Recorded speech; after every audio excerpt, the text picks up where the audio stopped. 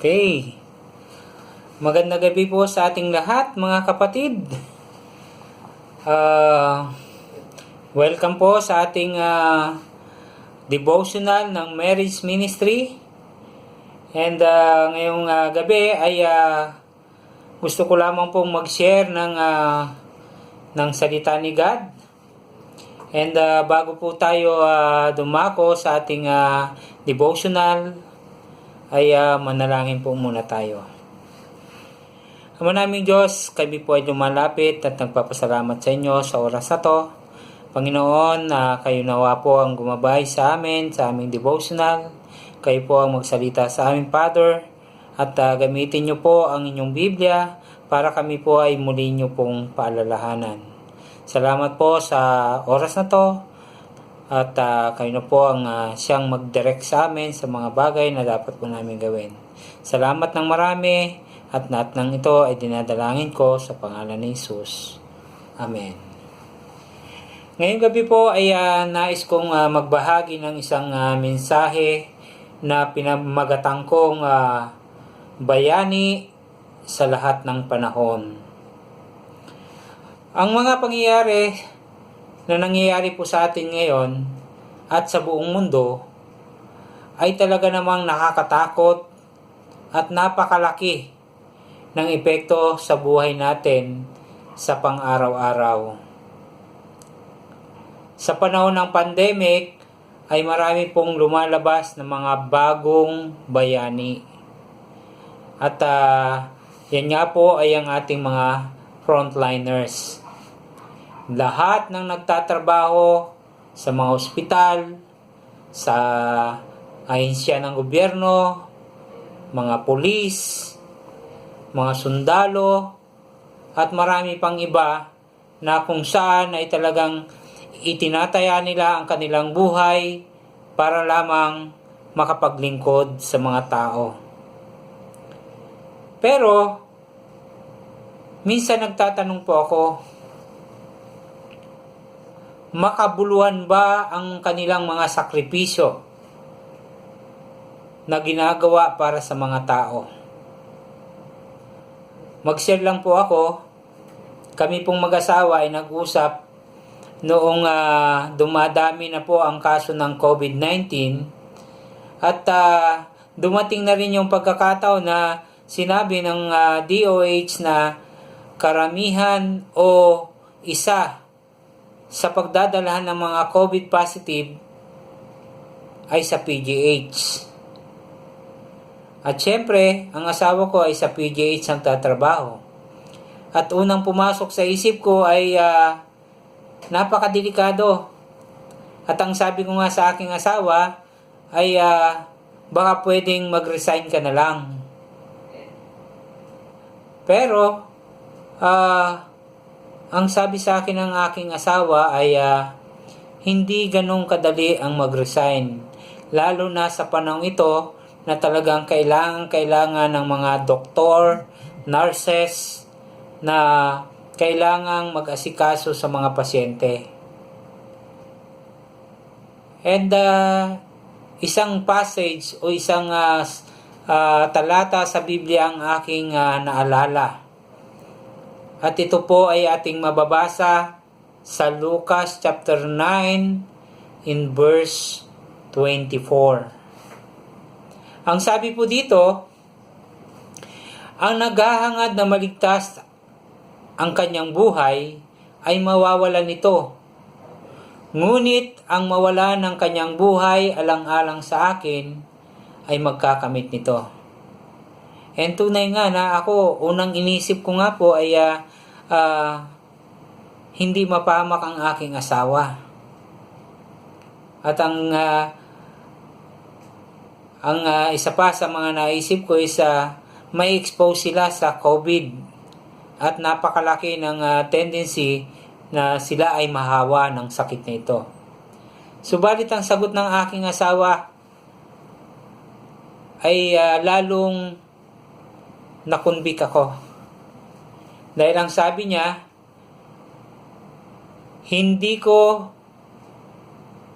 matitiis o makakaya ng aking konsensya na yung mga kasamahan ko sa ospital ay lumalaban sa mga pasyente na positive sa COVID-19, pero ako ay tatakbo at sila'y hindi tutulungan. So, hindi ko kayang tiisin ang ganong sitwasyon, sabi ng asawa ko. Kaya naman, saludo ako sa aking asawa at saludo din ako sa lahat ng mga frontliners natin. Kasi talaga namang hindi madali na talagang sila ay sumuong at pwedeng maging kapalit nito ay ang kanilang buhay. Kaya sila yung mga bagong bayani ngayon sa ating panahon ng pandemic. Ngayon po sa Biblia ay marami rin pong bayani. Yung mga propeta na nasulat sa Biblia at saka ang mga apostol ni Jesus, sila po yung mga bayani sa panahon ni Jesus. Pero kung ako po ang tatanungin ninyo at sa ganang akin, si Jesus po ang pinakadakilang bayani. Siya ang bayani sa lahat ng panahon. Agree po ba kayo doon? Si Apostol Pablo ay may sinulat sa aklat ng Roma. Mababasa natin ito sa Roma chapter 5 in verse 6 hanggang 7. Ang sabi po dito, sapagkat noong tayo'y mahina pa, namatay si Kristo sa takdang panahon para sa mga makasalanan. Mahirap mangyaring ialay ninuman ang kanyang buhay alang-alang sa isang taong matuwid, kahit na maaring may mga na gumawa nito alang-alang sa isang taong mabuti. Verse 8, ngunit ipinadama ng Diyos ang kanyang pag-ibig sa atin nang mamatay si Kristo para sa atin noong tayo'y makasalanan pa. At dito talagang medyo malakas ang dating sa akin itong verses na ito sa panahon nitong pandemic. Katulad nga po nung sinabi ko sa aking asawa na karapat dapat ba o ang iyong sakripisyo sa mga tao o sa ating mga kababayang Pilipino. Pero dito ang sabi nga, may mag-aalay ng kanyang buhay sa mga taong matuwid o sa mga taong mabuti. Pwedeng gawin yan. At mayroong pwedeng mga has na gumawa niyan. Pero ito ang tanong ko sa aking asawa, na makabuluhan ba ang iyong sakripisyo? Katulad ng sinabi sa verse 7, na pwedeng mag-alay ng buhay sa isang taong matuwid at mabuti. Pero sa panahon natin ngayon ng pandemic, ay napakarami nating mga kababayan ang talagang matitigas ang ulo. Maraming nagrarally, yung iba nagsasabong, yung iba mga nagsusugal, nag-iinom, at ayaw sumunod sa mga panuntunan ng ating gobyerno. Yan ba yung pagbubuwisan mo ng iyong buhay? And nakakatuwa lang kasi si Jesus, ang sabi sa scripture, si Jesus inalay niya ang kanyang buhay alang-alang sa ating lahat, kahit tayo ay makasalanan pa. Di ba? Si Jesus ay namatay, magsisi ka man o hindi, sumunod ka man o hindi, namatay siya para sa ating lahat.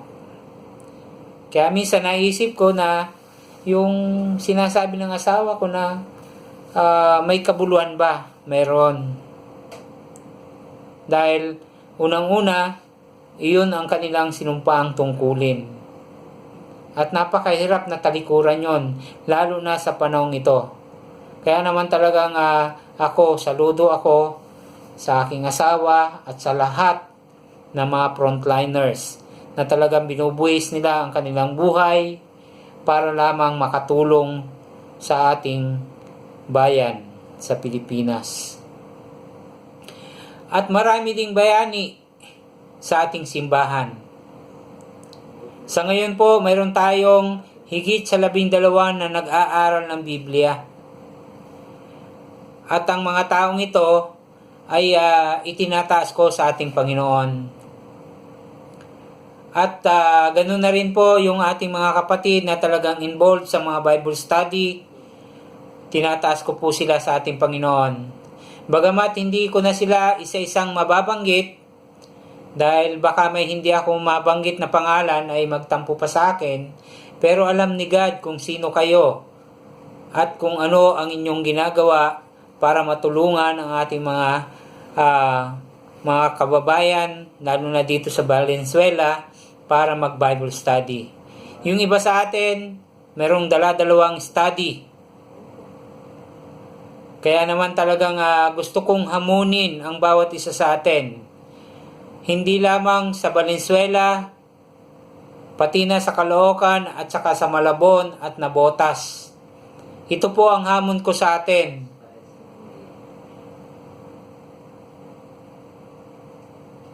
Kung hindi ka involved sa study, sana tulungan po natin yung mga nag-i-study ng Bible ngayon.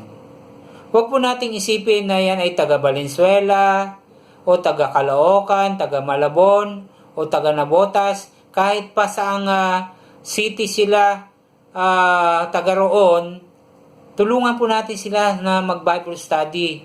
Dahil ang pagtulong po natin sa kanila, ayan po ay magbibigay ng glory sa ating Panginoon. And yun po, talagang nagpapasalamat ako doon sa mga taga Caloocan o taga Malabon na talagang tumutulong sa mga nagba-Bible study. At isa pa po na gusto ko pong banggitin sa atin ngayon ay ang isa pang grupo ng mga bayani. Yan po ay yung grupo ng ating mga nanay. And gusto ko lang pong ipaalam sa ating lahat na sa May 10, sa Sunday na po yan, ay isi-celebrate po natin ang Mother's Day.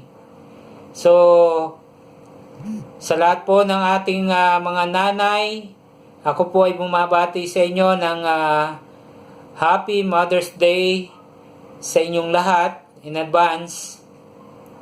At sa lahat po ng mga anak, gawin naman po nating espesyal ang araw na ito para sa ating mga nanay. Amen?